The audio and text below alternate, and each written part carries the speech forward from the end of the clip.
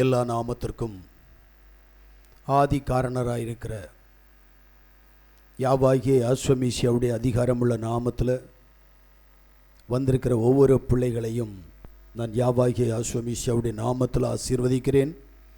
யாவுடைய சத்தம் உங்கள் இருதயங்களை திறக்கத்தக்கதாக தேவன் தாமே பெரிய காரியங்களை செய்வாராக. அல்லேலூயா, அல்லேலூயா. இந்த நாளுக்குரிய வார்த்தையாய் வாசிக்கும்படி தெரிந்து கொண்ட வேத பகுதி எபேசியருடைய புஸ்தகம் அதனுடைய 5வது அதிகாரம் 16வது வசனமும், கொலோசியருடைய புஸ்தகம் 4வது அதிகாரம் அதனுடைய 5வது வசனத்தையும் யாராவது வாசிங்க. நாட்கள் பொல்லாததானதால் காலத்தை பிரயோஜனப்படுத்திக் கொள்ளுங்கள். புறம்பே இருக்கிறவர்களுக்கு முன்பாக ஞானமாய் நடந்து காலத்தை பிரயோஜனப்படுத்திக் கொள்ளுங்கள்.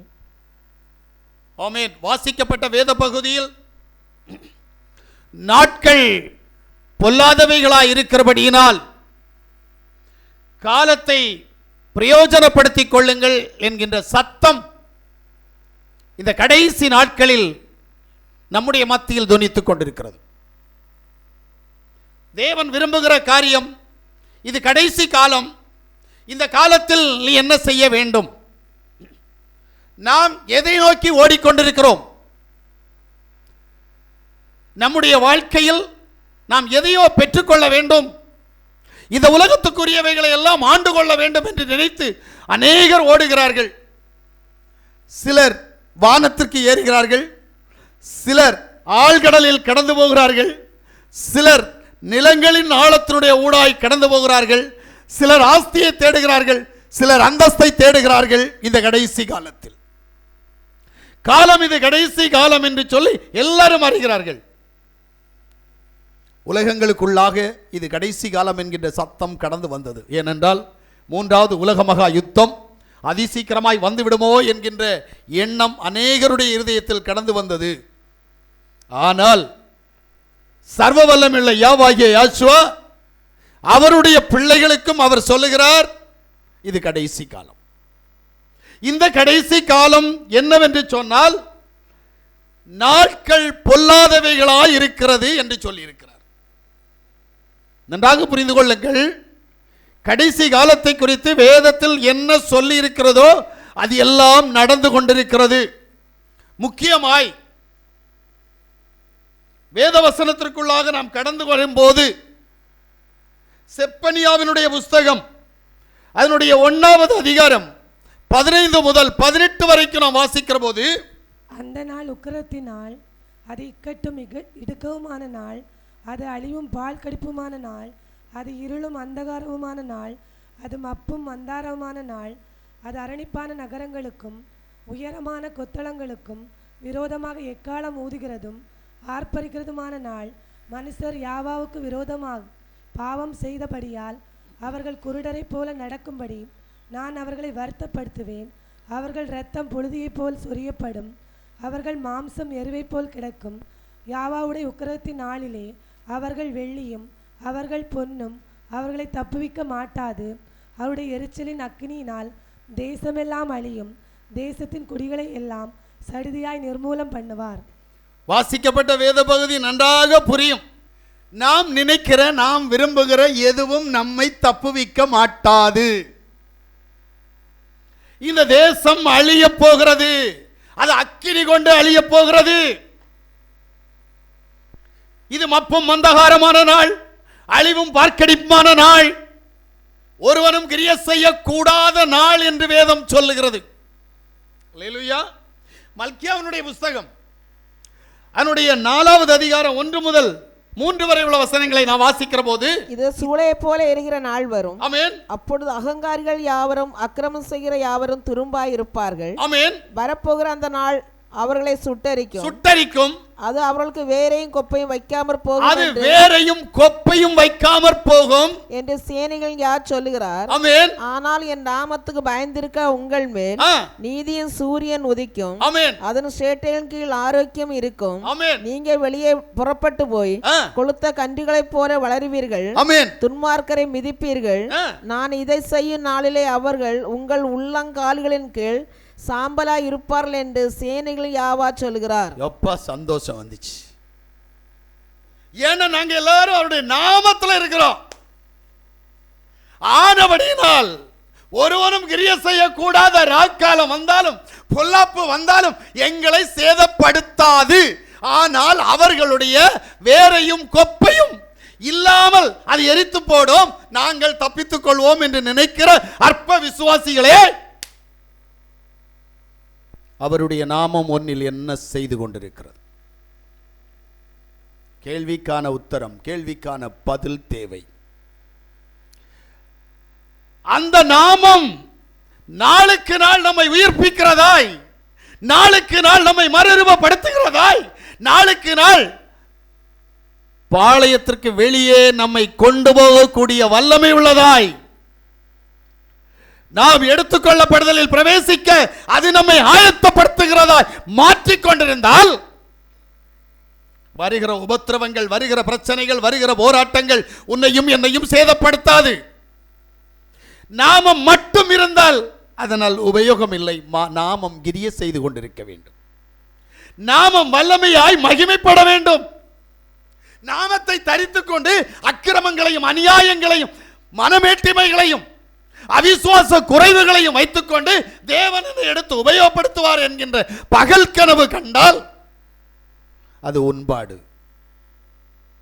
தேவன் உன்னை எதுவும் செய்ய மாட்டார், விட்டு விடுவார். அவர் நேசித்த இளைய குமாரனை கூட பன்றியின் ஆகாரத்தை தேட வைத்தது உனக்கு தெரியுமா? மனம் திரும்புவான் என்கின்ற அந்த கிரியை தேவனுக்கு தெரியும். தெரிந்த பின்பும் பன்றியின் ஆகாரத்தை தின்ன தேடினான். தின்பதற்கு கிடைக்காத ஒரு சந்தர்ப்பம். அவர் நேசிக்கிறவனை இந்த அளவுக்கு அவர் ஒப்புக் கொடுத்தார் என்று சொன்னால் அவருடைய சொந்த பிள்ளை. நீயோ நாய்க்குட்டிக்கு சமமாயிருந்த நீ இன்றைக்கு உன்னை கழுகி சுத்திகரித்து அவர் தத்தெடுத்த பிள்ளையாக வைத்திருக்கிறார். அவர் ஒரு நாள் சொன்னார், ஒலிவோ மரத்தினுடைய கிளையை நான் வெட்டி காட்டொலிவோ மரத்தினுடைய கிளையை அதில் இணைத்து காட்டொலிவோ மரம் என்ற பெயர் இல்லாமல் ஒலிவோ மரம் ஆக்கினேன். ஆனால் நீயோ ஒலிவோ மரம் என்று நினைத்து ஒலிவோ மரத்தை நீ வேதனைப்படுத்தினால் உன்னை ஒரு நாள் நான் வெட்டறிந்து விட்டு தரித்து போட்ட ஒலிவோ மர கிளையை ஒலிவோ மர மரத்தோடு இணைக்க வேண்டிய நாள் வரும் என்று சொன்னார். பிரைஸ் யேசுவா. நமக்கு இந்த சத்தியம் தெரியாது. ஏதோ ஆர்சியில் இருந்தேன், சிஎஸ்ஐயில் இருந்தேன், பெந்தகோஸ்தையில் இருந்தேன், என்னை அவருடைய நாமத்தில் கொண்டு வந்தார், நான் இனி அவருடைய பிள்ளை. நினப்பு சரியில்லை. நேத்து நீ நல்லா இருந்திருக்கலாம், இன்னைக்கு எப்படி இருக்கிற? ஆமீன். அதனால்தான் வேதவசனம் ஒரு வார்த்தையை சொல்லிக் கொண்டது, முந்தினோர் அநேகர் பிந்தினோராயும் பிந்தினோர் அநேகர் முந்தினோராயும் மாற்றப்படுவார்கள். ஏனென்றால் இது விசுவாசத்தினுடைய ஊடாய் நம்முடைய அந்த எக்ஸ்பீரியன்ஸ், அதாவது நம்முடைய அணுகுமுறை முன்னாடி கொண்டு போயிடும் நம்மளை. நாம் என்ன செய்கிறோம்? நேற்று விசுவாசித்தோம், இதையே நினச்சிக்கிட்டு நான் நேற்று விசுவாசியாக்கும் அப்படின்னு நினச்சேன்னா இன்னைக்கு நீ யார்? இந்த நிமிடம் நீ யார்? வாந்தி பண்ண போட வேண்டிய கிரியோடு கூட இருக்கிற நீ எப்படி என்னுடைய பிள்ளையாக முடியும் என்கின்ற கேள்விக்கு உன்னிடத்தில் பதில் இல்லை.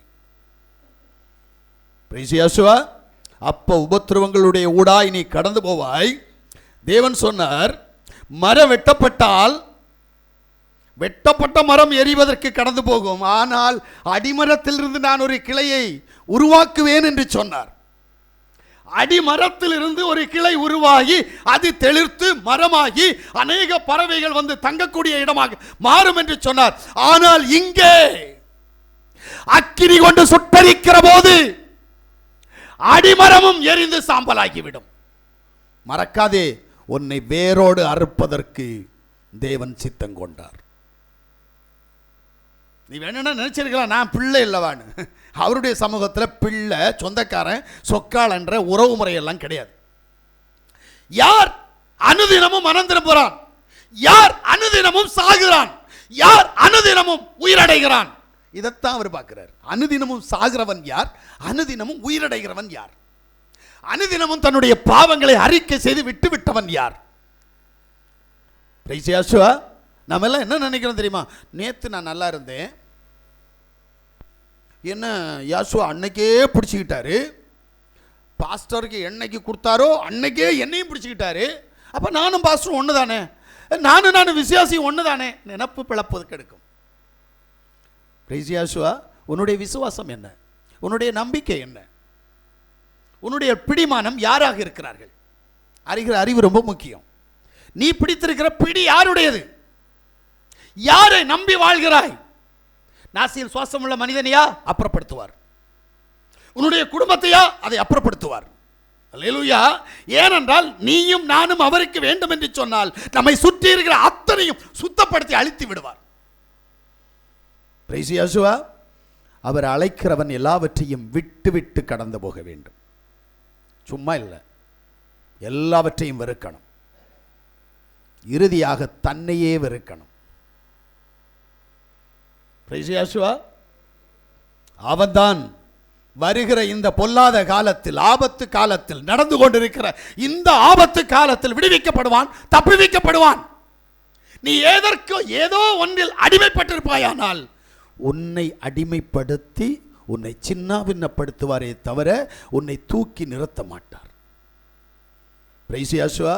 ஆனபடியினால் தேவ சமூகத்தில் கடந்து வந்திருக்கிற தேவனுடைய பிள்ளைகள் இந்த பொல்லாத காலத்தில், இந்த உபத்திரவ காலத்தில் அவருடைய நாமத்தை தரித்திருக்கிற, விசேஷமாய் அவருடைய நாமத்தை நமக்கு தந்திருக்கிறபடியினால் அதில் உண்மை உள்ளவர்களாக இருக்க வேண்டும்.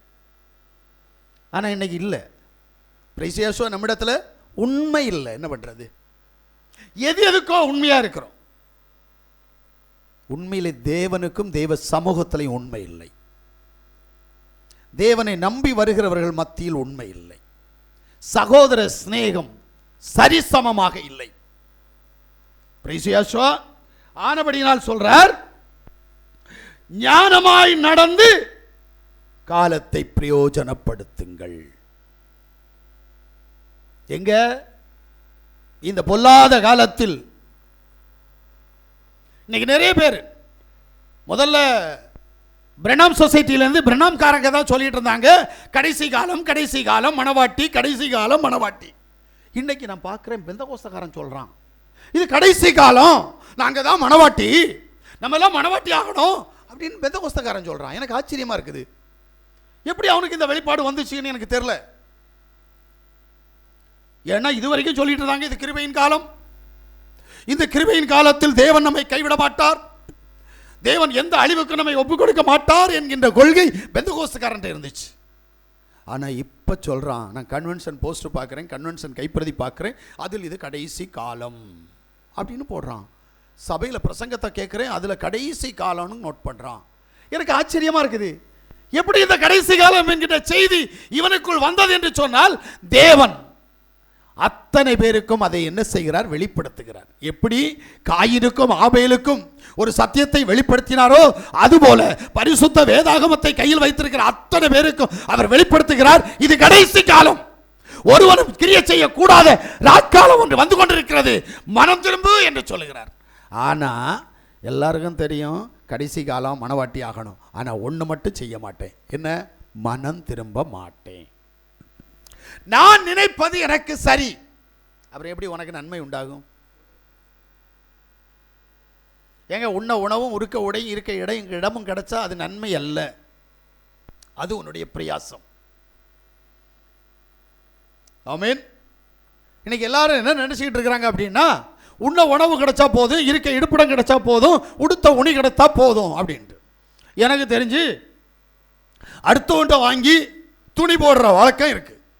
அப்படி துணி போட்டவனுக்கும் கடவுள் தானே கொடுத்தாருன்னா இவன் நன்றி சொல்லுவான், ஆண்டவரே அவங்க கொடுத்த துணிக்காய் ஸ்தோத்திரம் பப்பா அப்படின்ட்டு. முதல்ல உனக்கு தெரியுமா அந்த துணியில் அவனுடைய ஆவி வந்துச்சு தெரியுமா? உனக்கு அவனுடைய குணம் வந்துச்சு தெரியுமா? வஸ்திர வாசனை என்கின்ற செய்தியை நீ கேட்டேன்னா உனக்கு தெரியும். வஸ்திரத்துக்கு ஒரு வாசனை உண்டு, வஸ்திரத்துக்கு ஒரு குணம் உண்டு. நான் போடுகிற வஸ்திரம் அது என்னுடைய குணத்தை சுமந்து செல்லும், என்னுடைய அட்டூழியங்களை சுமந்து செல்லும், என்னுடைய ஆசீர்வாதங்களை, என்னுடைய கிருபையை சுமந்து செல்லும். அல்லேலூயா. இதை இன்னொருத்தர் போட்டா என்கிட்ட இருக்கிற துர்கிரியையும் என்கிட்ட இருக்கிற நற்கிரியையும் அங்கே கடந்து போகும். யோசிக்கிறீங்களா? இது யாவாவால் வந்தது அல்ல, தேவனால் வந்தது அல்ல. நீ பிச்சைக்காரன் பிச்சைக்காரி என்றதை காட்டுறதுக்காக அடுத்தவன்ட்ட வாங்கியிருக்க. உண்மை சொல்கிறேன், நான் அநேகரிடத்திலிருந்து விலை மதிக்க முடியாத வஸ்துக்களை நெருப்பில் போட வைத்தவன். ஏனென்றால் அடுத்தவர்களுக்கு கொடுத்தால் உன்னுடைய கிரி அங்கே போயிடுன்னுவேன். என் பைபிள் அப்படித்தான் சொல்லுது. பிரிசியாசுவா, அநேகருக்கு இந்த ரகசியங்கள் தெரியாது. ஒருவன் உபயோகப்படுத்தின பொருளை நான் உபயோகப்படுத்தினால் அவனுடைய சாபமும் எனக்கு வரும், அவனுடைய பாரம்பரிய கட்டும் எனக்கு வரும், அவனிடத்தில் இருக்கிற எல்லா துர்க்கிரியைகளும் என்னிடத்தில் கடந்து வரும். அது தேவனால் வந்தது என்று எப்படி சொல்வாய்? அதனால் அப்படினால் என்னை தேவன் ஆசீர்வதித்தார். அட பிசாசின் சந்ததியே, அது பிசாசுக்குரியது, அது தேவனுடைய ஜனத்துக்குரியது அல்ல. சர்வ வல்லமையுள்ள தேவன் உன்னை சிருஷ்டித்து இந்த பூமியில் அனுப்பினது உண்மையானால் அவர் உனக்கு அந்த காரியத்தை கண்டிப்பாக செய்வார். அதை கொடுக்காம இருக்க மாட்டார். அல்லேலூயா. இந்த உலகம் ஒரு காரியத்தை சொல்லுது தெரியுமா? கந்தை ஆனாலும் கசைக்கு கட்டு. ஏன் அந்த கொள்கையில் இன்னைக்கு இல்லை? அடுத்தவன்கிட்ட வாங்கி சூப்பராக நடிப்பாங்க. அவன் உலகத்தானா இருப்பான். அவன் என்ன செய்வான் தெரியுமா? ஒரு ஸ்திரீ, அதாவது ஒரு வாலிப பிள்ளை, இந்த காலா கல்சம் போடுவாங்க, கால் கல்சம். நான் சொல்றது புரியுதா? அதை வாங்கி விசுவாசின்ற பேரில் நீயும் போட்டு நடப்ப. எப்படி இருக்குன்னு கொஞ்சம் யோசித்து பாரு. நான் முந்தா நாள் பைக்கில் போயிட்டு இருந்தேன். ஒரு பிள்ளை போகுது பைக்கில். கூடி போனால் அந்த பிள்ளைக்கு வயசு என்ன இருக்குன்னு தெரியுமா? ஒரு 17 வயசு இருக்கும். ஜட்டி மட்டும் போட்டுட்டு போகுது. கொஞ்சம் யோசிங்களே, நாகரிகம் எங்கே போயிடுச்சு? யோசிச்சு அப்படியே திரும்பி பார்த்தேன் இந்த பிள்ளைய. அந்த பிள்ளைய என்ன பார்த்துச்சு அப்படின்னேன். இப்படின்னு கையை இப்படி வச்சுட்டு இப்படின்னேன். அந்த பிள்ளை கீழே பார்த்துச்சு. நான் கண்டுக்கல, நான் போயிட்டே இருந்தேன். எனக்கு என்ன வேலை? காலம் எங்கே போச்சுன்னு பாருங்களேன். இதை வாங்கி அந்த பிள்ளை பழசின்னு வெளியே போடுறத அதை வாங்கி பெந்த கொசக்காரன் தனக்கு பிள்ளை கொடுப்பான். கிடச்சிச்சு ஐ அப்படின்ட்டு. என்ன பெரிய பிசாசு? கொஞ்சம் யோசிக்கிறியா? இல்லை, யோசிக்கணும். தேவ சமூகத்தில் நின்று யோசிக்கணும். நான் தேவனுடைய வசனத்திற்கு நேராக நிற்கிறேனா? நான் எப்படிப்பட்ட வஸ்திரம் தரித்திருக்கிறேன்? நான் எப்படிப்பட்ட பிள்ளை? தேவனுக்கு அறிகிற அறிவு முக்கியம். அதனால தான் அவர் சொல்றார், ஞானமாய் நடந்து காலத்தை பிரயோஜனப்படுத்து. இந்த ஞானம் எப்படிப்பட்டதா இருக்கணும்? இந்த கடைசி காலத்தில் நமக்கு கிடைத்திருக்கிற அவருடைய நாமத்தினுடைய ஊடாய் நாம் ஞானமாய் எப்படி நடக்க வேண்டும் என்று கேட்டால், வேதம் சொல்லுகிறது, ரோமருடைய புஸ்தகம் 6வது அதிகாரம் 4வது வசனம். மேலும் பிதாவின் மகிமையினாலே மேசியா மரித்தோரிலிருந்து எழுப்பப்பட்டது போல நாமும் புதிதான ஜீவன் உள்ளவர்களாய் நடந்து கொள்ளும்படிக்கு அவருடைய மரணத்திற்குள்ளாக்கும் ஞானஸ்தானத்தினாலே மேசியாவுடனே கூட அடக்கம் பண்ணப்பட்டோம். எதுக்கு? உன்னுடைய பாரம்பரியத்திலிருந்து, உன்னுடைய பிசாசனுடைய பிடியிலிருந்து, உன்னுடைய போராட்டத்திலிருந்து, உன்னுடைய கஷ்டத்திலிருந்து, கடன் தொல்லையிலிருந்து, வியாதியிலிருந்து தேவன் தன்னுடைய சமூகத்தில் உன்னை அழைத்து வந்தார் என்று சொன்னால், நீ புதிய சிருஷ்டி ஆக்கப்படுவதற்காக. பழையவைகள் எல்லாம் ஒளிந்து நீ புதிதான ஒரு மனுஷன் ஆக்கப்படணும். சும்மா வாரி கொடுக்க மாட்டார். நீ எப்ப தேவ சித்தத்தின்படி நடக்க ஆரம்பிக்கிறியோ, நீ கேட்காத, அவரே உனக்கு கொடுத்துருவார். அல்லேலூயா. சிலருக்கு கையின் பிரயாசத்தில் சிலது கிடைக்கும். ஆனா அங்க சரியா ஆப்பு இருக்கும். தெரியுமா உங்களுக்கு? பிரச்சனை அங்க உள்ளே வச்சிருப்பாரு. உன் கையின் பிரயாசத்தை ஆசீர்வதிக்கல எனக்கு வேலை, உன்னை எனக்குன்னு சொந்தமாக்கணும். ஆனா நீ எனக்கு சொந்தம் இல்லை ஆனபடியினால் உன்னுடைய வாழ்க்கையில் சமாதானம் இருக்காது, உன்னுடைய வாழ்க்கையில் சந்தோஷம் இருக்காது, உன்னுடைய வாழ்க்கையில் நிம்மதி இருக்காது. எப்படி இருக்கும் கொஞ்சம் யோசித்து பாருங்களேன். ஏன்னா நீ புது சிருஷ்டி இல்ல. பழையவனுடைய ஊடாய் மறுபடியும் பாவத்திற்குடைய ஊடாய் கடந்து போகிறாய். நீ புது சிருஷ்டியா இருக்கணும்ன்றதான் தேவனுடைய சித்தம். அப்ப தேவ சமூகத்தில் கடந்து வந்திருக்கிற தேவனுடைய பிள்ளைகள் ஒவ்வொருத்தரும் என்ன ஆகணும் அப்படின்னா, 2 கொரிந்தியருடைய புஸ்தகம் 5வது அதிகாரம் 17வது வசனத்தை வாசித்தீங்கன்னா, இப்படி இருக்க ஒருவன் மெசியாவுக்குள் இருந்தால் ஆமென், புது சிருஷ்டியா இருக்கிறான், பழையவைகள் ஒழிந்து போயின, எல்லாம் புதுதாயின. ஏமா வேற ஒன்னும் செய்ய வேண்டாமா, நீ மேசியாவுக்குள்ள இருக்கணும். ஒரு புருஷன் மனைவி அவர்கள் ஒன்றாயிருக்கிறார்கள் என்று சொன்னால் என்ன அப்படின்னு உங்களுக்கு தெரியுமா? 2 பேருடைய குணமும் 2 பேருடைய கிரியைகளும் ஒன்னா இருக்கணும்னு விரும்புவாங்க. இதான் உண்மை. அப்ப நீ மேசியாவுக்குள் இருந்தால் நீ புதிய சிருஷ்டி என்றால், ஆமா நான் 4 வருஷத்துக்கு முன்னாடி மேசியாவை தரிச்சேன், அதனால இன்னைக்கு நான் புதிய சிருஷ்டி. கனவு இது. இன்னைக்கு மேசியா உனக்குள் இருக்கிறாரா? இந்த நிமிஷம் யாசுவா மேசியா உனக்குள் இருக்கிறாரா இல்லையா? இது உனக்கு நல்லாவே தெரியும். ஏன்னா உன்னுடைய எண்ணம், உன்னுடைய கிரியை, உன்னுடைய செயல்பாடு அத்தனை நிமித்தமாய். 2வது ஜெபம், உபவாசிப்பு, வேத வாசிப்பின் மூலமாக உனக்கு தெரியும் யாசுவா என்னிடத்தில் இருக்கிறாரா. ஆனா அடுத்தவங்க சொல்ற நேரம் போய் சொல்லுவேன், நான் விசுவாசி, நான் சபைக்கு போறேன், பைபிள் படிக்கிறேன், நான் ஆராதனைக்கு போறேன், நல்லா சொல்லுவேன், நான் யாசுவா மேசியாவுடைய நாமத்தில் இருக்கேன். ஆனா உள்ளான மனுஷன்ல கரெக்டா தெரியும் எனக்கும் தேவனுக்கும் என்ன சொந்தம். உள்ளான மனுஷன் சொல்லணும், நான் மேசியாவுக்குள் உண்மையாய் உத்தமமாய் அவருக்கு கீழ்ப்படிந்திருக்கிறேன் என்று சொன்னால் நீ வேற ஒன்றும் செய்ய வேண்டாம். அனுதினமும் நீ புதிய சிருஷ்டி. காரணத்தை புரியணும்.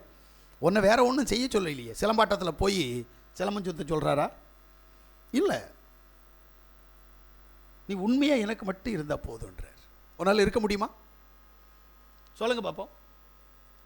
நான் கேட்குற ஜனத்தையும் சொல்றேன், பார்க்குற ஜனத்தையும் சொல்றேன். உண்மை இல்லை. அவருக்கு உண்மைன்னா என்னங்க? நீ என்ன விரும்புவ? ஏன் பொண்டாட்டி, ஏன் புருஷன் நான் சொல்றபடி கேட்கணும் நினைப்பியா இல்லையா? அடிமையா இருக்கிறியோ இல்லையா, அது உனக்கு வாழ்க்கை, நான் அதில் வரல. ஆனா உன் மனசுல அந்த எண்ணம் இருக்குமா இல்லையா?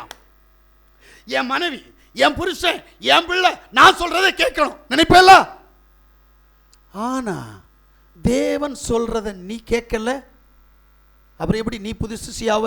எப்படி மேசியா உனக்குள்ள இருப்பார்? அவருடைய சித்தம் இன்னதென்று அறிந்து அவருக்கு உண்மையா இருக்கணும். அப்ப மேசியா உனக்குள்ள இருந்தால் நீ புதிய சிருஷ்டி. எப்படி? ஆமென். கலாத்தியருடைய புஸ்தகம் 2வது அதிகாரம் அவனுடைய 20வது வசனத்தை வாசிச்சா, மெசியாவுடனே கூட சிலுவையில் அறையப்பட்டேன், மேசியாவோடு கூட சிலுவையில் அறையப்பட்டேன், ஆயினும் பிழைத்திருக்கிறேன். இனி நான் அல்ல, மெசியாவே எனக்குள் பிழைத்திருக்கிறார். ஆமென். நான் இப்பொழுது மாம்சத்தில் பிழைத்திருந்ததோ என்னில் அன்பு கூர்ந்து எனக்காக தம்மைதாமை ஒப்பு கொடுத்த தேவனுடைய குமாரனை பற்றி விசுவாசத்தினாலே பிழைத்திருக்கிறேன். பாருங்களேன், சிலுவையில் அரைஞ்சா செத்து போயிருப்பான். ஏன்னா எனக்கு தெரிஞ்சு 2 பேரை சிலுவையில் அரைஞ்சாங்க, 2 பேரும் செத்து போனான். யாசுவாவுக்கு வலது பக்கத்தில் இருந்தவனும் மரித்தான், இடது பக்கம் இருந்தவனும் மரித்தான். ஆனால் நடுவில் இருந்த யாசுவா மட்டும் மரணத்தை ஜெயமாக விளங்கினார். அந்த சிலுவையை உனக்கு கொடுத்திருக்கிறார். நீயும் சிலுவையில் அறையப்பட வேண்டும், ஆனால் மரிக்காமல் உயிரோடு இருக்கத்தக்கதாக. பாடு அனுபவிக்கணும், வேதனை அனுபவிக்கணும், ஆனா அதில் செத்து போக கூடாது. அல்லேலூயா. புரியல? நான் மேசியாவோடு கூட சிலுவையில் அறையப்பட்டேன். எத்தனை பேர்? எனக்கு தெரியல. உண்மையிலே அறையப்பட்டியா? ஜெபம் வராது, பிடிச்சு தள்ளும் பிசாசு. ஆனா ஜெபம் பண்ணணும். முடியுமா? பிசாசை ஜெயிச்சு, அதுதான் சிலுவையில் அறைவது. உபத்திரவங்களை அனுபவித்து ஜெயிக்கணும். உபவாசம் இருக்க முடியல, வயிறு வலி வரும், குறுக்கு வலி வரும், தலை சுத்தி கீழே விழுந்துருவேன், ஆனா உபவாசம் இருக்கணும். ஏன்னா நீ போராடுற, நீ ஜெயமாகணும்னு நினைக்கிற. வேதம் வாசிக்க முடியல, உறக்கம் வருது, நித்திரை மயக்கத்தினால உறக்கம் வருது. இல்ல, சுடுதண்ணிய கண்ணில் வச்சு முகத்தை கழுவுவேனே தவிர நான் இதுல தூங்க மாட்டேன். எண்ணத்தை உருவாக்கு, அதுதான் போராட்டம். அந்த போராட்டத்தில் நீ ஜெயிக்கணும். அதைத்தான் சொல்லுகிறார், சிலுவையில் அறையப்பட்டேன் ஆனாலும் உயிரோடு இருக்கிறேன். இங்கதான் புதிய சிருஷ்டி. உறக்கம் வந்துச்சு, அதனால உறங்கிட்டேன். பிசாசு வந்தா நான் பிசாசுக்கு கூட போவேன். இதான் கான்செப்ட். அப்பா உறக்கம் வந்தா உறங்கிட்டேன். அப்ப பிசாசு புருஷனா வந்தா பொண்டாட்டியா வந்தா நான் என்ன செய்வேன்? பிசாசு கூட போயிடுவேன். இதானே கான்செப்ட். நீ வேணும்னா இல்லைன்னு சொல்லலாம், ஆனா இதான் உண்மை. உறக்கம் வந்தா நான் உறங்கிடுறேன், உறக்கத்துக்கு கூட போயிடுறேன்ல. அப்ப என் புருஷன் யாரு, என் பொண்டாட்டி யாரு? கான்செப்டை கொஞ்சம் யோசித்து பார்த்தீங்கன்னா நமக்கே கேவலமா இருக்கும். ஐயா, என் வாழ்க்கை இப்படிப்பட்ட கேவலமான வாழ்க்கையா அப்படின்னு யோசிக்க வேண்டியிருக்கும். நித்திரை மயக்கம் என்பது ஒரு ஆவி. சரி, கல்யாண வீட்டுக்கு போனா மத்தியான நேரம் யாருக்காவது உறக்கம் வருமா? கல்யாண வீட்டுக்கு போனா உறக்கம் வருமா? வருமா? பாருங்க, ஐயாவுக்கு வராதான், வராதுல்ல. ஆனா பைபிள் எடுத்தா உறக்கம் வரும். சரி, சினிமா பார்த்தா உறக்கம் வருமா? வராது. ஐயா சொல்றாரு, வராது. ஆனா பைபிள் படிச்சா உறக்கம் வரும். சரி, செல்போன்ல விளையாடுற உறக்கம் வருமா? வராது. ஆனா தேவ சமூகத்தில் போனா உறக்கம் வரும். செய்தியை கேட்டாலே நல்ல காலம் இப்போ உறங்காம இருக்கிறீங்க, ஒரு 10 நிமிஷம் கழிச்சா உறக்கம் தானா வந்துடும். ஏன்? இது யாருடைய மனைவி, நீ யாருடைய புருஷன் என்கின்ற அறிவு உனக்கு தேவை. ஏன்னா அன்னைக்கு யாசுவா சபையில உறங்கினவனுக்கு மரண தண்டனை கொடுத்தார். அதே கிரியை இன்னைக்கு தந்தா உன் நிலைமை என்னன்னு கொஞ்சம் யோசிக்கிறியா? ஆள் தெரியலையா? ஐத்துக்கு இன்னைக்கு உன் நிலைமை. ஆனா யோசிக்க மாட்டேங்கிற தெரியுமா? கேட்டா நான் யாசுவா மேசியாவுடைய பிள்ளை. நீ மரிச்சிருக்கிற மரணத்துல உட்கார்ந்து சொல்ற, செத்து போன நீ சொல்ற நான் யாசுவா மேசியாவுடைய பிள்ளைன்னா, முதல்ல நீ போராடி நித்திரை மயக்கத்திலிருந்து வெளியில வா. உன்னை வஞ்சிக்கிற பிசாசுனுடைய கிரியிலிருந்து வெளியில வா. அப்பதான் நீ அவருடைய பிள்ளையாய், அவருடைய நாமத்து நிமித்தம் நீ புது சிருஷ்டியாய் ஜீவிக்க முடியும். அல்லேலூயா. எபேசியருடைய புத்தகம் 4வது அதிகாரம் 24வது வசனத்தை வாசிச்சா, மெய்யான நீதியிலும் ஆமென் பரிசுத்தத்திலும் தேவனுடைய சாயலாக சிருஷ்டிக்கப்பட்ட புதிய மனுஷனை தரித்துக் கொள்ளுங்கள். இருக்கா? இதுக்கு மட்டும் பதில் சொல்லு. இல்ல, என்னிடத்தில் புதிய மனுஷன் வரவில்லை. ஆனா நானா நினைச்சிட்டு இருக்கிறேன் நான் தேவனுடைய பிள்ளைன்னு நினைச்சிட்டு இருக்கிறேன். இதை உங்க அப்பா நினைக்கணும்டா. அவர் நினைக்கணும் இவன் என் பிள்ளை, இவன் என் பிள்ளைன்னு நினைக்கணும். முடியுமா? இல்லையே.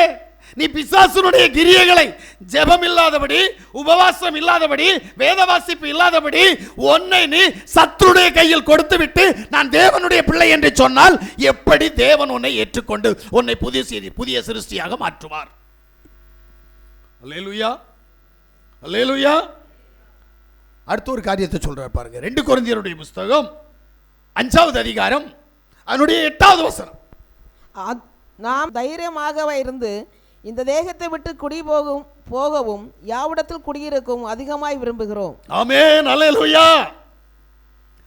தைரியம் இல்லை அப்படின்னா இந்த தேகத்தை விட்டு நீ போக முடியாது. ஏன்னா நான் என்பது இந்த தேகம் இல்ல, இந்த சரீரம் இல்ல. நான் உள்ள இருக்கிறேன், என்ன மூடி ஒரு சரீரம் இருக்கு. எப்படி என்னுடைய பைபிள் இந்த வெள்ளை அட்டை இல்லையோ அதுபோல என்னை மூடி இருக்கிற தோலும் எலும்பும் தண்ணியுமான இந்த சரீரம் நான் அல்ல. எனக்குள் வாசமா இருக்கிறார். இந்த சரீரத்திற்குள் ஒருவர் வாசமா இருக்கிறார், அவர்தான் கிறிஸ்து. ஆமென். அந்த வசனத்தை மறுபடி வாசிங்க. நாம் தைரியமாகவே இருந்து ஆமென் இந்த தேகத்தை விட்டு குடிபோகவும், நல்ல கேளுங்க, இந்த தேகத்தை விட்டு குடிபோகவும் யாவாவிடத்தில் குடியிருக்கவும் அதிகமாக விரும்புகிறோம். விரும்பினா மட்டும் போதுமா? கிரிய வேணும் இல்ல? இந்த தேகத்துக்காக தான் உறங்குறீங்க, இந்த தேகத்துக்காக தான் தின்றீங்க, இந்த தேகத்துக்காக தான் பொய் சொல்ற, இந்த தேகத்துக்காகத்தான் ஏமாத்துற, இந்த தேகத்துக்காக தான் பாவம் செய்யற. ஒருவனும் உள்ளான மனுஷனுக்காக எதையும் செய்யல. அப்புறம் எப்படி இந்த தேகத்தை விட்டு நீ வெளியில போவ? நினைப்பு, நான் மத்தியாகத்தில் போயிடுவேன், நான் அவருடைய ராஜ்யத்தில் போய் அவரோடு கூட இருப்பேன், ஏன்னா நான் இத்தனை வருஷமா சபையில் இருக்கிறேன்ல. ஆள் எண்ணிக்கைக்கும் தலை எண்ணிக்கைக்கும் உட்கார்ந்து இருக்கிறியே தவிர அவருடைய பிள்ளையா இருக்கிறியா?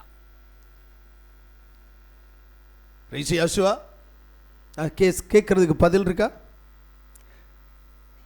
கண்ணில் காண முடியாத அந்த தேவனுக்கு கண்ணில் காண முடியாத நான் அவருக்கு பிள்ளையா இருக்கிறேனா? அவர் ஆவியா இருக்கிறார், நானும் ஆவியா இருக்கிறேன். புரிஞ்சுச்சா? நான் என்பவன் ஆவி, என்னை சுத்தி இருக்கிற தேகம்தான் மாம்சம். நீங்க இந்த மாம்சத்தை தான் பார்க்குறீங்க, நான் உங்க மாம்சத்தை தான் பார்க்கிறேன். ஆமென்.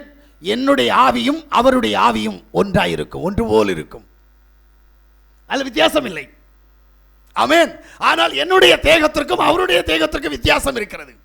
என்னுடைய தேகத்திற்கும் உங்களுடைய தேகத்திற்கு வித்தியாசம் இருக்கிறது. அல்லேலூயா.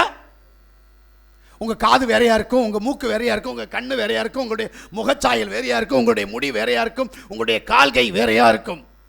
நான் வேற, உங்களோடு அதில் நான் ஒரு நாள் ஒரு காலத்திலும் ஒத்து போக மாட்டேன்.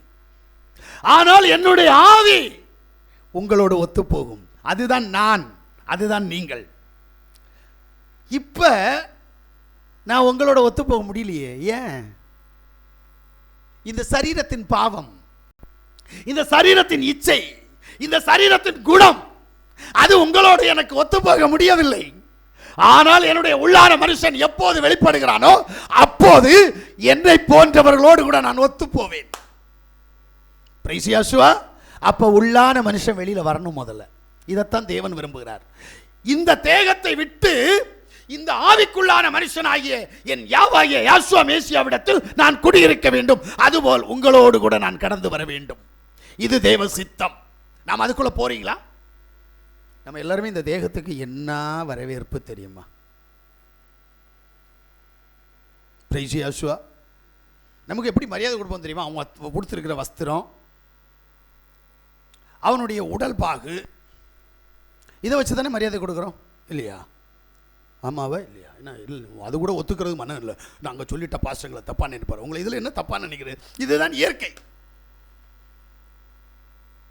அவனுடைய உள்ளான மனுஷனை பார்த்து அவனுக்கு மரியாதை கொடுப்பது இல்லை. அவனுடைய குணத்தை பார்த்து அவனுக்கு மரியாதை கொடுப்பது இல்லை. அவனுடைய வஸ்திரத்தின் தோற்றம், அவனுடைய பணத்திமிரு, அவனுடைய வாழ்க்கை சக்கரத்தினுடைய ஓட்டம், இவைகளை பார்த்து மட்டும்தான் அவனுக்கு நாம் மரியாதை கொடுத்து கொண்டிருக்கோம். பணம் வந்தா போதும், எங்கேயோ கிடந்தவன் எங்கேயோ போயிடுவான். தெரியுமா உங்களுக்கு? நான் யார் என்ற கேள்விக்கு நான் தேவனுடைய பிள்ளை அப்படின்றோம். உண்மையிலே தேவனுடைய பிள்ளையான்னு கேட்டா இல்லையே. என்னைக்கு இந்த தேகத்தை விட்டுட்டு ஒரு நாளாவது அவர் கூட போய் உட்கார்ந்துட்டு வந்த அனுபவம் இருக்கா? இருக்கா? இல்ல. ஏன்? அவர் யாருன்னே தெரியாது. உண்மையில உனக்கும் எனக்கு இந்த கண்களுக்கு தெரியாது. அவர் உள்ள இருக்கிற எனக்கு தான் தெரியும், உள்ள இருக்கிற உனக்கு தான் தெரியும். அவரை பார்க்கிற அறிவு, இந்த அறிவு இன்னைக்கு உலகத்தில் இல்லை. பைபிள் வேணா வச்சிருப்பாங்க. அவருடைய உருவத்தை பார்ப்பதற்கல்ல நம்மை அழைத்த தேவன். அவர் அழைக்கல.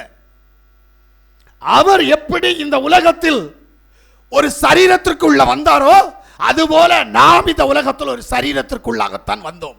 அறிகிற அறிவு ரொம்ப முக்கியம். இது இப்ப இந்த சரீரத்தை பார்த்துட்டு இவன் ஆமான்றோம். ஆனா உண்மையிலேயே இது ஒரு நாள் மண்ணோடு மண்ணு போயிடும். ஆனா நானும் நீயும் மண்ணோடு மண்ணு மக்கி போகிறவர்கள் அல்ல. இதை நீ புரிந்து கொள்ள வேண்டும். அப்ப புரியணும், நான் இந்த தேகத்தை விட்டு என் யாசுவா, நான் ஆராதிக்கிற தேவனிடத்தில் நான் போவதற்கு நான் என்ன பண்ணணும்? நான் இதை நேசிச்சா ஒரு நாள் விட மாட்டேன், ஒரு நாள் விட மாட்டேன். இதை விடாம இருக்கிற வரைக்கும் அவரிடத்தில் போக முடியாது. இந்த சரீரத்தை நீ சாகடிக்கணும், ஆனா நீ உயிரோடு தான் இருக்கணும். நான் உன்னை செத்து உன்னை மண்ணில் கொண்டு புதைக்க சொல்லல. நீ சாகணும். நீ செத்து பிணமாக இருக்கிற போது நீ அவரோடு கூட இருக்கணும். மறுபடி வரணும், இந்த சரீரம் உயிரடையணும். ஏன்னா இதுதான் எங்க அப்பா செஞ்சார். 3 நாள் சரீரத்தை கல்லறையில் வைத்துக் கொண்டு அவர் பாதாளத்திற்கு கடந்து போனார். இந்த உலகம் சொல்லுது அவர் செத்து போனார் என்று சொல்லி. அவர் சொன்னார், நான் மரித்தேன் ஆனால் உயிரோடு இருக்கிறேன். சொன்னாரா இல்லையா? நீ சொல்லு பாப்போம். நீ அவருடைய பிள்ளை தானே, அப்பனை போல தானே இருக்கணும். பிள்ளை எல்லா குணமும் உன்னிட்ட அது போல இருக்கு. மாம்சத்துல இருந்து அப்பனை போல அம்மையை போல. தேவன் அப்பா அம்மான்னு கூப்பிடுறியே, அவரை போல எடுத்து காட்டு முடியுமா? இல்ல. ஏன்? பிரைஸ் யாசுவா. அடுத்தபடியா ஒரு காரியத்தை சொல்றாரு. என்ன அப்படின்னா, எபேசியருடைய புஸ்தகம் 4வது அதிகாரம் 1-3 வரைக்கும் வாசிங்க. ஆதலால் யார் நிமித்தம் கட்டுண்டவர்களாகிய நான் உங்களுக்கு சொல்லுகிற புத்தி என்னவெனில், நீங்கள் அழைக்கப்பட்ட அழைப்புக்கு பாத்திரவான்களாய் நடந்து, அழைக்கப்பட்ட அழைப்புக்கு பாத்திரவானாய் நடந்து, மிகுந்த மனத்தாழ்மையும், எப்படி இங்கதான் சிக்கல் வைக்கிறார் ஆப்பு அப்படின்னு அது மிகுந்த மனத்தாழ்மையும் சாந்தமும் நீடிய பொறுமையும் உடையவர்களாய் அன்பில் ஒருவரை ஒருவர் தாங்கி, இது இருக்குதா?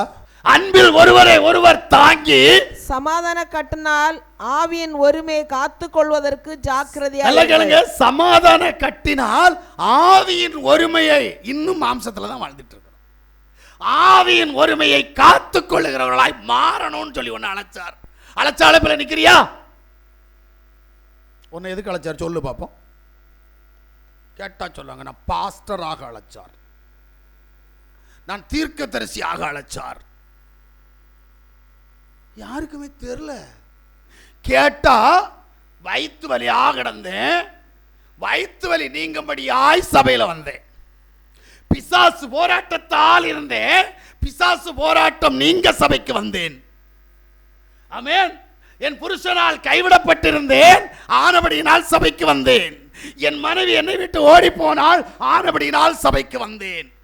காரணம் ஒவ்வொன்று இருக்கும். சரி, அந்த காரணத்தை நிமித்தமா வந்த நீ என்ன செஞ்ச? பிரைசியாசுவா, வந்த ஒன்ன அழைச்ச அழைப்பு என்னன்னு தெரியுமா? அது இல்லை, உன்னை வாந்தி பண்ணி போடுவாராம். பிரைசியாசுவா, உண்மை சொல்லுகிறேன், என்னை அழைத்த தேவன், நான் இந்த ஊழியம் வேண்டாம் என்று ஓடினேன். ஓடின போது துரத்தி பிடித்து கொண்டு வந்தார். 3 முறை தேவ சமூகத்தை விட்டு ஓடினேன். ஊழியம் வேண்டாம், என்ன விசுவாசியா இருக்கிறேன், நமக்கு ஒத்து வராதப்பா, விடல. உன்னை கொண்டு எனக்கு எதை காரியம் செய்யணும், நான் உன்னை கொண்டு தான் செய்யணும், வாடான்னு பிடிச்சிட்டு வந்தார். எப்படி? உயிர் போகும் தரவாயில் என்னை சந்தித்த தேவனாக்கும் அவர். சும்மா இல்ல, மரண அவஸ்தையை காமிச்சார். அப்படியாவது நீ வருவேடான்ட்டு. நான் அப்படித்தான் வந்தேன். வந்தனா உண்மையா இருந்தேனா, பிறவி குணத்தை பேக்கு கொடுத்தாலும் போவா என்ற மாதிரி நான் அங்கிட்டு தான் ஓடுறேன். அவர் பொத்துன்னு தந்து என்ன மறுபடியும் உள்ள உட்கார வச்சார். என்னை கொண்டு, உண்மை சொல்றேன், அதுதான் சொல்றேன், இப்பதான் எனக்கு தெரியும், இத்தனை வருஷம் என்னை இப்படி நடத்தின தேவன் எதுக்கு நடத்தினார்? அவருடைய நாமத்தை பிரஸ்தாபப்படுத்த, அவருடைய நாமத்தை பிரஸ்தாபப்படுத்த என்னை அழைத்தார். எத்தனை வருஷ அனுபவத்துக்கு பிறகு அந்த நாமத்தை தந்தார் தெரியுமா? எவனுமே கொடுக்கல, எனக்கு கொடுத்தாருன்னா எனக்கு அது அதிசயம். ஏன்? அவருக்கு இத்தனை வருஷ அனுபவத்தில் நடந்த போது ஏதோ ஒரு சம்பவம் அவருக்கு என் மேல் உண்மை கண்டது. நான் எல்லாம் உண்மை உள்ளவன் அல்ல, மோசே போல எல்லாத்துலையும் நான் உண்மை உள்ளவனான்னு கேட்டா இல்லை. ஆனால் நான் செய்த கிரியைகளில் ஏதோ ஒன்று அவருக்கு உண்மை உள்ளது என்று கண்டது. அப்போ உங்களுக்கு உண்மை ஒண்ணு இல்லையா? உண்மை உள்ளவன் என்று கனம் கண்டபடியினால் இந்த கனமான ஊழியமாகிய அவருடைய நாமத்தை என் கையில் தந்தார். எதிர்ப்பா? என் வீட்டுக்குள்ளேயே எதிர்ப்பு. இந்த நாமத்தை எடுக்காதீங்க, இயேசுவின் நாமத்தில் இவ்வளோ பிரச்சனை, அப்புறம் எல்லாம் ஓடிடும், சபையே ஓடிடும். உண்மைதான். ஆனால் இங்கே அவர் அதை செய்யலை. ஒரு ஆத்மா கூட இடராதபடி என் தேவன் பாதுகாத்து கொண்டார். அநேகர் வந்தாங்க, சபையே காணாமல் போயிடுச்சு, ஊழியம் போயிடுச்சு. ஆனால் என் தேவன் எனக்கு தந்திருக்கிற கிருபையினுடைய ஊடா என்னை நடத்தி கொண்டிருக்கிறார். நான் அதில் அவரை துதிக்கிறேன். அல்லேலூயா. என்கிட்ட 1000 2000 இல்லை, ஒரு ஆத்மா இருந்தாலும் அந்த ஒரு ஆத்மாவை இடராதபடி பாதுகாத்து கொண்டிருக்கிறார். அதான் அவருடைய சுத்த கிருபை. அல்லேலூயா. அவர் என்னோடு கூட என்னுடைய பலிபீடத்தில் இந்த சபையில் அவர் இருக்கிறார் என்பதற்கு இதுவே ஆதாரம். அல்லேலூயா. நீ என்ன பண்ணிட்டு இருக்கிற? அழைச்ச அழைப்பில் எங்கே இருக்கிற? அல்லேலூயா. நாம அழைச்ச அழைப்பில் இருக்கிறோமா? பிலிப்பியருடைய புத்தகம் 3வது அதிகாரம் அதனுடைய 11வது வசனத்தை வாசிப்போமே. ஆனால் பிலிப்பியர் 3:11, அவருக்காக எல்லாவற்றையும் நஷ்டமிட்டு விட்டேன், குப்பையுமாக எண்ணுகிறேன். ஆமென். அல்லேலூயா. நல்ல வார்த்தை. அழைச்சா அவர் எதற்கு அழைச்சாரோ அதை மட்டும் கீப் பண்ணோம்னா அவர் உங்களுக்கு தேவனாயிருப்பார். ஆனா அதுக்கு முன்னாடி எல்லாம் வரும். உன்னை எதுக்கு அழைச்சாருன்ற அறிவு இல்லைன்னா நீ என்ன வேணாலும் பறக்கலாம். ஆமென். நான் உண்மை சொல்கிறேன், கர்த்தருடைய நாமத்தில் ஒரு பொய் சொல்லாமல் சொல்கிறேன். என் பையன் இன்னைக்கு சொன்ன சாட்சியை நினச்சி உண்மையிலேயே நான் சந்தோஷப்படுறேன். ஏன்னா இதைத்தான் நான் இந்தோண்டு இருக்கிற நேரமே விரும்பின விஷயம். இவன் பிறக்கிறதுக்கு முன்னாடியே விரும்பினேன். ஏன்னா என்ன அப்படின்னா, எனக்கு 2 சந்ததி தருவேன்னு சொன்னார் எங்கள் அப்பா. அந்த 2 சந்ததி எனக்கு என்ன செய்யணும்னா எங்கள் அப்பாவுடைய ஊழியத்தை செய்யணும்னு. ஆனால் முழு நேரமாக வரக்கூடாது, ஏன்னா நான் பட்ட பாடுபடக்கூடாது. ஆனால் அந்த பிள்ளைகளே என்கிட்ட சொல்லிச்சு, அப்பா ஊழியத்துக்கெல்லாம் வரமாட்டோம், நாங்கள் வேலை செய்வோம். வேலை செய்யுங்கடா, ஊழியத்துக்கு வாங்க, வேலையை விட்டுட்டு வேண்டாம், ஊழியம் செய்யுங்கடான்னு. அன்னைக்கு என்கிட்ட எதிர்த்தானுங்க. இன்னைக்கு வாலண்டரியாக சொல்கிறாங்க, ஊழியத்துக்கு வரேன், ஊழியம் செய்ய போகிறேன். இன்னைக்கு தேவஜனத்தினுடைய வீட்டுக்கு வரேன்னு சொன்னவன் நாளைக்கு தேவனுடைய வீட்டுக்கே போகணுன்ற எண்ணம் வருமானு கேட்டால் 100% வரும். அல்லேலூயா. இதுதான் என் தேவன், நான் ஆராதிக்கிற தேவன் இதுதான். நீ விரும்பினா உன் பிள்ளைகளும் இப்படி ஆகும். அப்போ நீ மாறணும், உன்னை அழைச்ச அழைப்புக்குள்ள நீ போகணும், இல்லாமல் முடியாது. அல்லேலூயா. பதவி, பேர், புகழ் இது நம்மளை மாற்றிடும். அதுக்கு தான் சொல்கிறேன், இந்த தேகத்தை விட்டு வெளியில் போய் அழைச்ச அழைப்புக்கு நீ நின்ன அப்படின்னா உன்னை உயர்த்துவார் என் தேவன். உன்னை அபரிதமாய் நடத்துவார், விடமாட்டார், உன்னை ஒரு நாள் கைவிட மாட்டார். இன்னைக்கு உன்னுடைய நிலை என்ன? அழைச்ச அழைப்பில் நிற்கிறியான்னு கேட்குறேன். இல்லையே, உன்னை சுத்தி இருக்கிற எல்லாவற்றையும் உதறி தள்ளிவிட்டு அந்த வசந்த மறுபடி வாசிங்க. அவருக்காக எல்லாவற்றையும் நஷ்டம் என்று விட்டு ஆமென், குப்பையுமாக எண்ணுகிறேன். ஆமென், அல்லேலூயா. இந்த அறிவு வேணும். 16 வரைக்கும் வாசிங்கம்மா. நான் அடைந்தாயிற்று அல்லது முற்றும் தேறினவனானேன் என்று எண்ணாமல் மேசியா யாஸ்வாவினால் நான் எதற்காக பிடிக்கப்பட்டேனோ அதை நான் பிடித்துக் கொள்ளும்படி ஆசையாய் தொடர்கிறேன். எப்படி ஆசையாய், வெறுப்பா இல்ல, கடமைக்கு இல்ல, ஆசையாய் தொடர்கிறேன். சகோதரரே, அதை பிடித்துக் கொண்டேன் என்று நான் எண்ணுகிறதில்லை, ஒன்று செய்கிறேன், பின்னானவைகளை மறந்து. நல்லா கேட்டீங்களா? பின்னானவைகளை மறந்து முன்னானவைகளை நாடி மேசியா யாஸ்வாவுக்குள் தேவன் அழைத்த பரம அழைப்பின் பந்தய பொருளுக்காக இலக்கை நோக்கி தொடருகிறேன். படிக்கிறதுக்கு மட்டும் ராத்திரி உட்கார்ந்து படியில அப்படித்தானே பிள்ளைகளை என்ன பாடுபடுத்துறோம். ஆனா தேவ சமூகத்தில் போறதுக்கு இந்த பாடுபடுத்துவீங்களா? பிரைசியாசுவா இல்ல. ஏன்? பிள்ளைகளுடைய ஆத்துமாவை குறித்து உனக்கு கவலை இல்லை, சரீரத்தை குறித்து கவலை. பிள்ளைகிட்ட பிசாசு எங்க பிடிக்கும் தெரியுமா? ஆத்மாவில் பிடிக்காது. பிள்ளைக்கு நோய் எங்க வரும் தெரியுமா? ஆத்மாவில் வராது. பிள்ளைக்கு பிரச்சனை போராட்டம் ஆத்மாவில் இல்ல, சரீரத்துல. இந்த சரீரத்தை தாய் தோப்பு நேசிக்கிறபடினால் அது பிசாசுடைய ஊடாக கடந்து வருது. ஆமென். இங்கதான் சிக்கல். நீ பெத்த பிள்ளையை எப்படி பாவிக்கிற? இது ஏன் பிள்ளை, கடைசி காலத்தில் என்ன காப்பாத்தாமலே போயிடும், நாசம் பிடிச்சு. இங்கதான் சிக்கல். இங்க ஒரு அம்மா நினைச்சாங்க, என் பிள்ளை பொம்பளை பிள்ளை என்ன பார்க்கவே மாட்டா, இப்படியே சொல்லி பழகி அந்த பிள்ளைய தாய் நேசிக்கவே இல்லை, இன்னைக்கு வரைக்கும் நேசிக்கல. இப்ப என்னாச்சு அப்படின்னா, தான் தனக்குன்னு நேசிச்சது காணாம போயிடுச்சு. எங்க மேலே ஒருத்தர் இருக்கிறாருங்க, இதைத்தான் நீ நம்பணும். அதனால தான் நான் இன்னும் சொல்கிறேன், நீ திருந்துனா உனக்குள்ளது எல்லாம் சரியாகும். ஆனால் நீ திருந்த மாட்டேன். ஏன்னா உன் பிள்ளை நாசமாக போகிறத நீ விரும்புகிற. எனக்கு இது பிடிக்காத ஒரு விஷயம். பிள்ளை தப்பு பண்ணலை, பிள்ளைக்கு எந்த விதமான துர்க்கிரியைகளும் இல்லை, அந்த பிள்ளைகளுக்கு துர்க்கிரியைகளை உண்டு பண்ணி கொடுக்கிறது நீ. ஆனபடியினால் பிள்ளைகளை நீ நம்பு, நான் வேண்டான்னு சொல்லலை. ஆனால் இந்த பிள்ளை தான் எனக்கு. அப்போ மேலே இருக்கிறவர் உன் தலையெழுத்தை மாற்றி விட்டுருவாரு. ஏன்னா இந்த பிள்ளை அவர் உன் கையில் வளர்க்க கொடுத்தாரு, அது முதல்ல தெரியணும். பைபிள் சொல்லுது, பிள்ளைகள் யாவால் வந்த சுதந்திரம் அவர் உனக்கு தந்தார். எதுக்கு? நீ மலடின்னு பேர் வாங்காம இருக்க உனக்கு தந்தார். ஒரு வார்த்தை சொல்லியிருக்க தெரியுமா? மலடியே நீ சந்தோஷப்பட்டு களிகூர். ஏன்னா அந்த பிள்ளைகளை நீ அக்கிரம கிரியைகளுக்குள் நடத்தினா உனக்கு நாசம். அதனால மலடியை சந்தோஷப்படுத்த சொன்னார். ஆனால் நீ பிள்ளை கிடச்சி மலடின்ற பேர் மாறின பிறகு நீ என்ன பண்ணிட்டு இருக்கிற? உன் கையில் வழக்க தந்த பிள்ளைய ஓ சுதந்திரவாளி நீ என்னைக்கு நினைக்கிறியோ அன்னைக்கு உன் சுதந்திரம் போயிடும். இல்லை, உன் மனசில் அடி மனசில் ஒன்று இருக்கணும். இந்த பிள்ளைய தேவன் எனக்கு வளர்க்க கொடுத்தார், நான் இந்த பிள்ளையை தேவ சமூகத்தில் தேவ சித்தத்தின்படி வளர்த்துவேன். உழைக்கணுமா உழைக்கணும், படிக்கணுமா படிக்கணும், வேலை செய்யணுமா செய்யணும், ஆனா இந்த பிள்ளைய நான் தேவனுடைய சித்தத்தின்படி தான் வளர்த்துவேன் என்கின்ற உணர்வு உனக்கு இருந்தால் அந்த பிள்ளை உண்மையாய் ஒன்னை நேசிக்கும். நீ நேசிக்கிற பிள்ளை ஒன்னை நேசிக்குதா? ஒரு நாள் நேசிக்காது. நான் ஒருத்தனை நண்பனா வச்சிருப்பேன், அவனுக்கு நண்பன் இன்னொருத்தனா இருப்பான். நீங்க வேணா செக் பண்ணி பாருங்களேன். உனக்கு தான் அவன் நண்பன், ஆனால் அவனுக்கு நீ நண்பனான்னு கேட்டா இல்லவே இல்லை.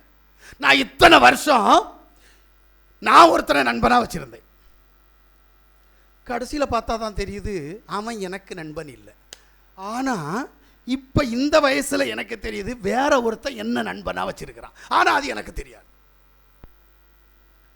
யோசிக்கிறது புரியுதா?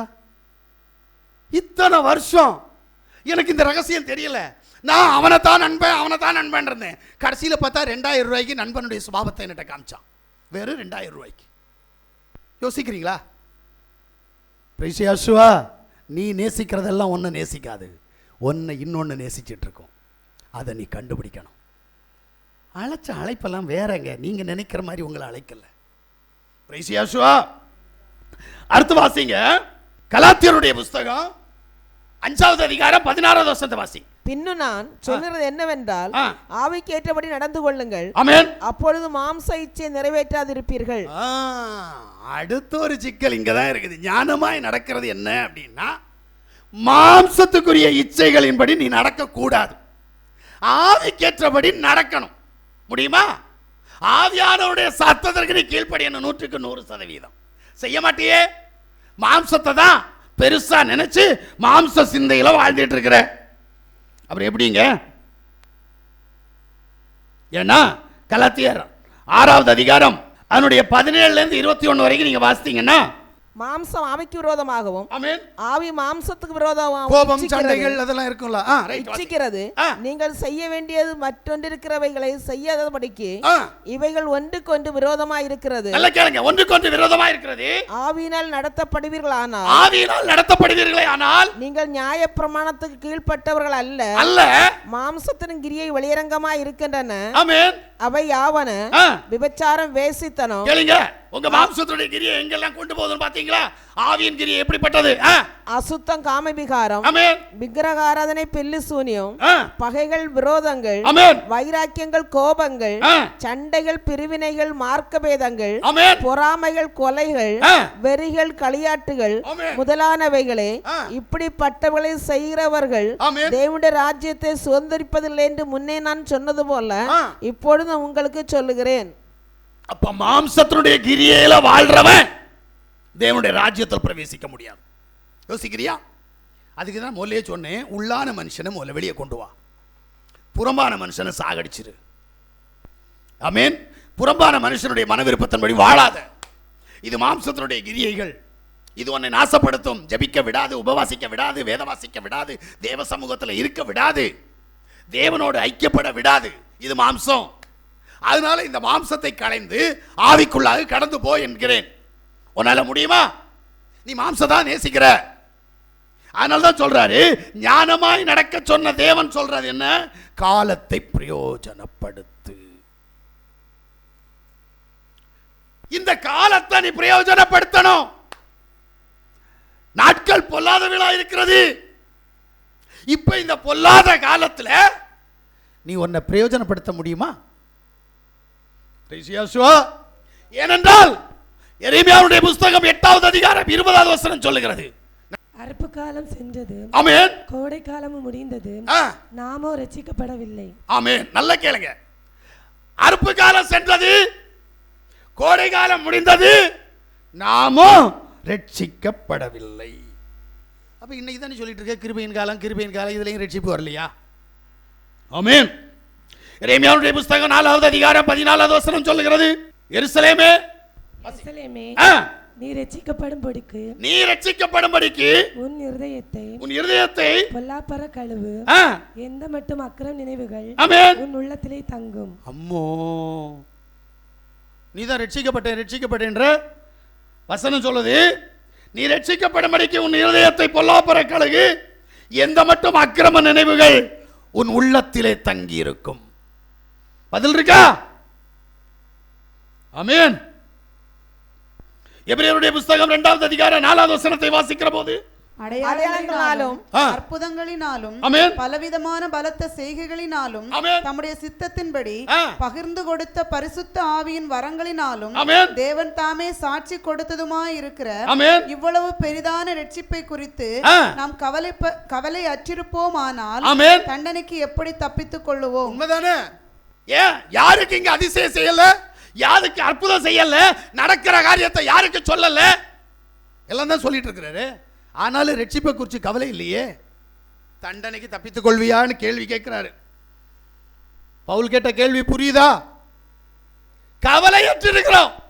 ஜெபம் வரலேன்னு கவலை, உபவாசிக்கலேன்னு கவலை, வேத வாசிக்கலேன்னு கவலை, தேவனுடைய பிள்ளையாய் வாழலேன்னு கவலை. ஐயோ, கவலை கவலை கவலை பிள்ளைகள். ஆனா பணத்துக்காக கவலை இல்லை, பேர் புகழுக்காக கவலை இல்லை, ஆஸ்திக்காக கவலை இல்லை, அந்தஸ்துக்காக கவலை இல்லை. இப்படி இருக்கிற பிள்ளைகளை போய் தேவன் இப்படி நியாயம் தீர்க்கலாமா? பிரைசியாசுவா. ஏன்னா நம்ம கவலை நமக்கு தானே தெரியும்.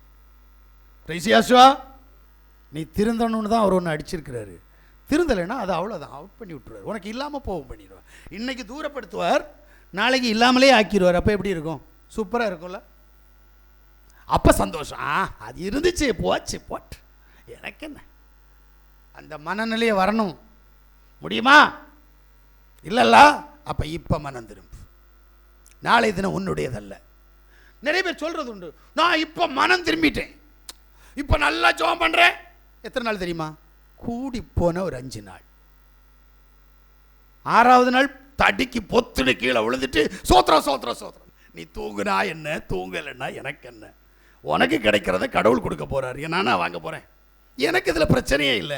ஆனா என்ன அப்படின்னா, தேவன் எனக்கு சொன்னதை நான் சொல்லாமல் இருந்தால் ஓரத்த பழி என் மேல வந்துருமோன்னு ஒரு பயம், வேற ஒன்றும் இல்லை. மனம் திரும்புறதும் மனம் திரும்பாமல் போகிறதும் உன் வேலை.